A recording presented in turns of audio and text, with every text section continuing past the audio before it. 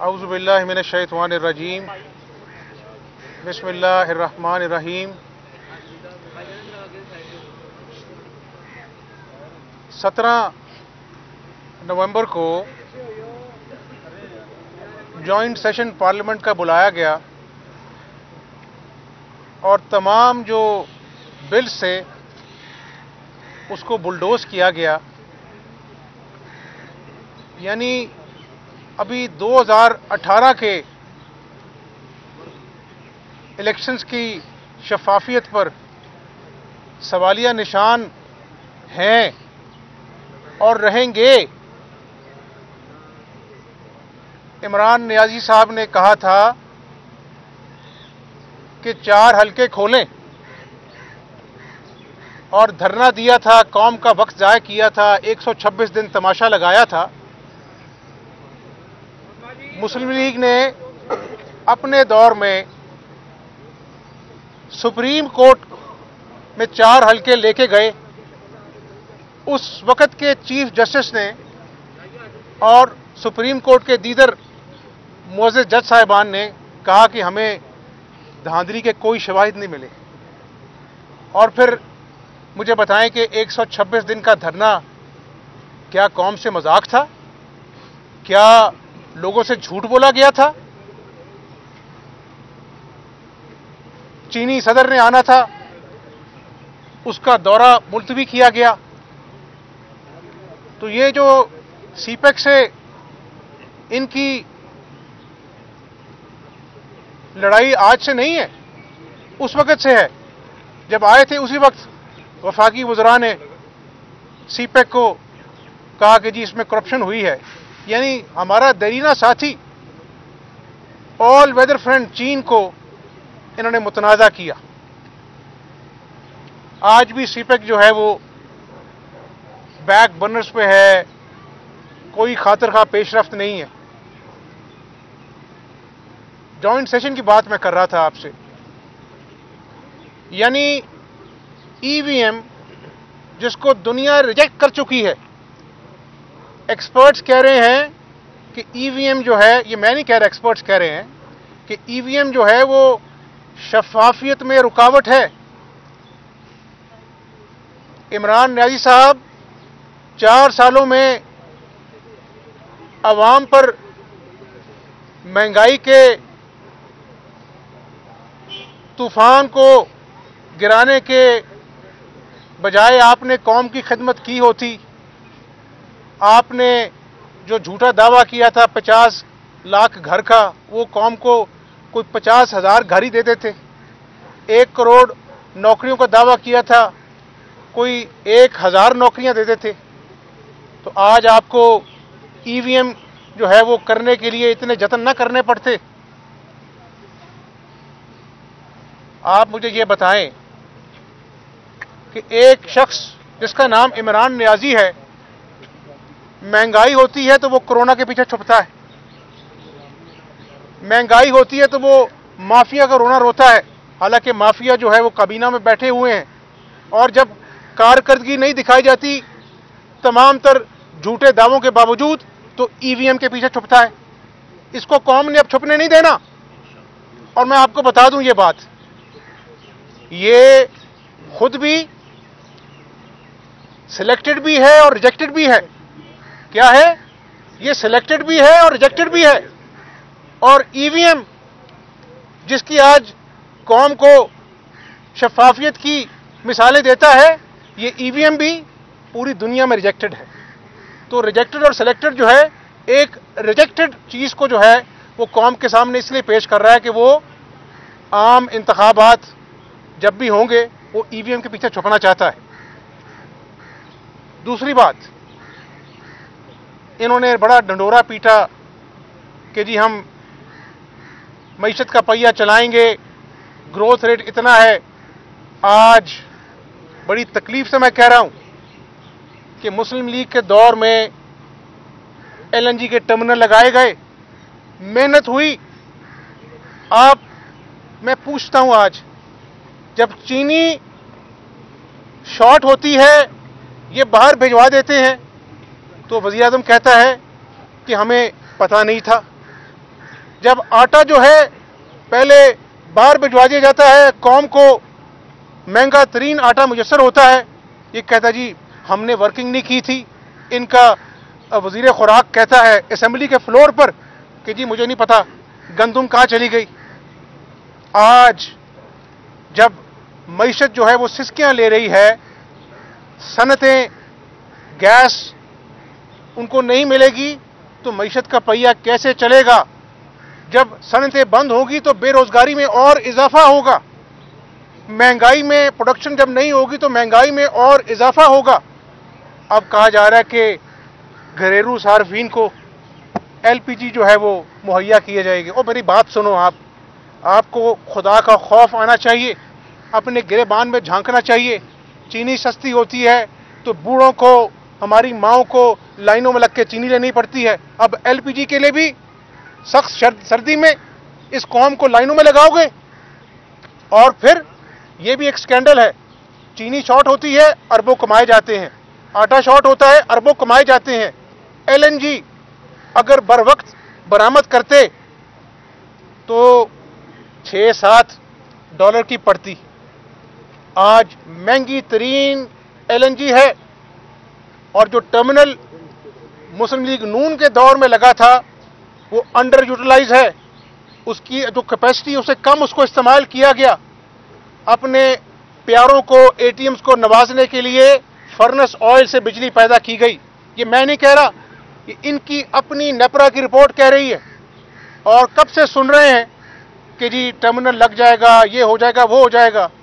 یعنی 2019 سے کان پک گئے قوم کے سنتے سنتے، آج تک ٹرمینل کے اوپر کوئی کارروائی نہیں ہوئی.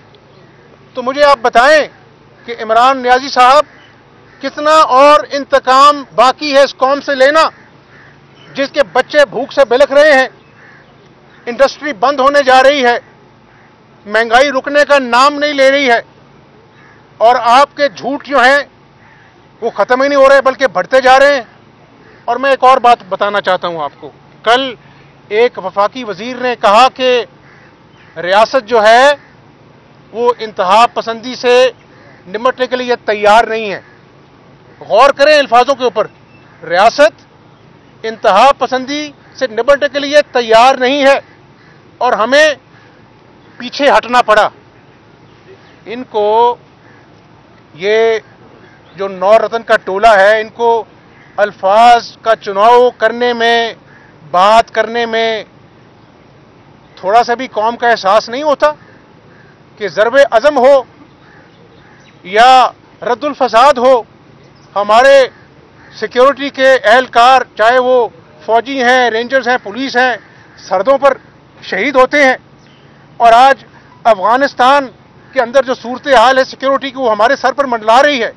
اور اگر ایک وفاقی وزیر یہ کہے کہ ریاست جو ہے وہ انتہا پسندی سے نپٹنے کے لیے تیار نہیں ہے، ہمیں پیچھے ہٹنا پڑا، تو یہ ریاست کے بارے میں ایسے الفاظ کا چناؤ اور پبلکلی ایسی بات کرنا، دنیا کس نظر سے ہمیں دیکھے گی؟ اور یہ وہی وفاقی وزیر ہے کہ جس نے کہا تھا کہ یہ عمران نیازی جو ہیلی کاپٹر پر سفر کرتا ہے اسلام آباد سے بنی گالہ میں، یہ اس کا سفر جو ہے وہ گاڑی کی اپنا جو ہے وہ سفر سے سستا ہے. یہ وہی آدمی ہے.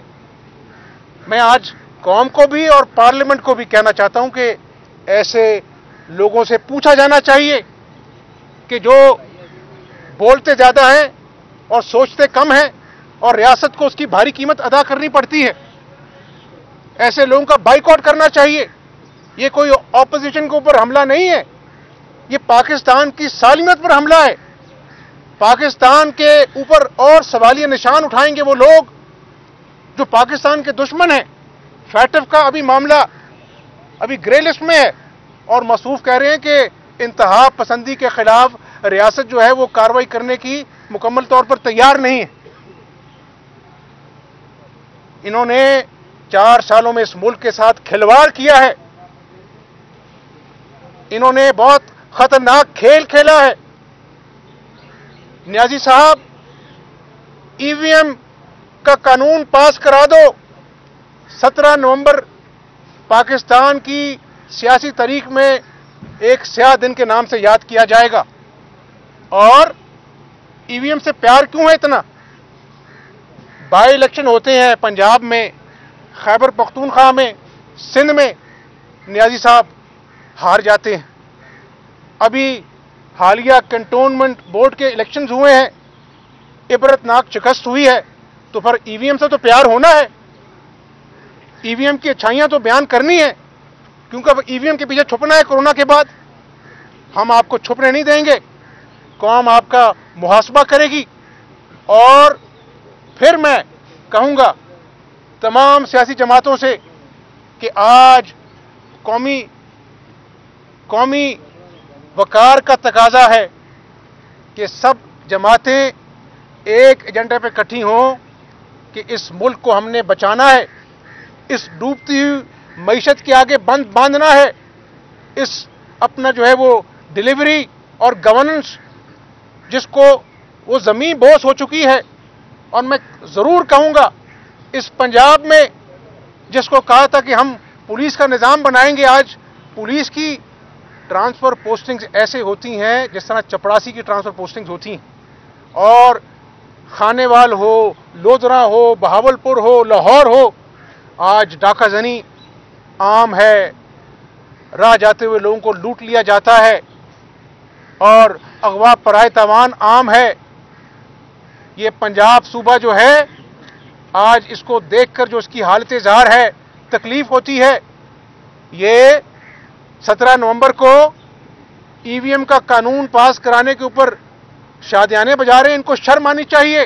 یہاں پر آج جب میں آپ سے بات کر رہا ہوں 450 ڈینگی کا کیس آج اپنا جو آیا ہے, اموات ہو رہی ہیں, کسی کو پرواہ نہیں ہے, کسی کو سپرے کرنے کی پرواہ نہیں ہے. انہوں نے قوم کو بے یار و مددگار چھوڑ دیا ہے. ریاست کی بنیادی ذمہ داری جو ہے اس کا احساس نہیں ہے. تو میں قوم سے بھی اپیل کرتا ہوں کہ وقت آ گیا ہے کہ ان کا محاسبہ ہوگا, اور ای وی ایم ہو یا کوئی بھی اور بات ہو, انشاءاللہ ڈٹ کر کمبائنڈ اپوزیشن, متحدہ اپوزیشن کا مقابلہ کرے گی. اور انشاءاللہ الیکشن کے میدان میں ان کے ساتھ دو ہاتھ کریں گے. دودھ کا دودھ اور پانی کا پانی ہوگا. جو سنہرے جھوٹے خواب اس نے قوم کو دکھائے تھے, قوم ایک ایک جھوٹے وعدے کا محاسبہ کرے گی. بہت شکریہ. عام ہے کہ مسلم لیگ نون میں دو بیانیوں پہ کام ہو رہا ہے, جس کے باعث مسلم لیگ نون وہ کردار ادا نہیں کر سکی جو بطور اپوزیشن سے کرنا چاہیے. یہ ایک مسلمہ حقیقت ہے کہ مسلم لیگ نون کے قائد میاں محمد نواز شریف صاحب ہیں, مسلم لیگ نون کے صدر میاں محمد شہباز شریف صاحب ہیں, اور اپنا جو ہے وہ پارٹی متحد ہے. آپ مجھے یہ بتائیں کون سا ایسا لیڈر ہے جس کو اس عمران نیازی نے انتقام کا نشانہ بنا کر جیل نہیں بھیجا؟ آج بھی اس رب کا کرم ہے کہ یہ پارٹی متحد ہے. اور آج جو میں آپ سے گفتگو کی ہے وہ سیاسی گفتگو نہیں ہے, وہ قوم کا جو آج المیہ ہے, جو مہنگائی ہے قیامت خیز, جو قوم آج جس غریب آدمی جس مہنگائی سے گزر رہا ہے, جو آج دوائیوں کی قیمتیں اتنی آسمان کو چلی گئی ہیں, صنعت کار پریشان ہے, کراچی میں صنعت بند ہو گئی ہے. یہ کون سی ایکسپورٹ کی بات کرتے ہیں؟ ان کا اپنا وزیر کہہ چکا ہے کہ ایکسپورٹ جو ہے اس کا ہدف حاصل کرنا مشکل ہو جائے کیونکہ گیس نہیں ہے. یہ انہوں نے ظالمانہ اقدامات کیے ہیں. اور L N G scandal, gas کی شدید لوڈ شیڈنگ کی آمد ہے, تو ان کو قوم کو جواب دینا ہوگا. بہت شکریہ.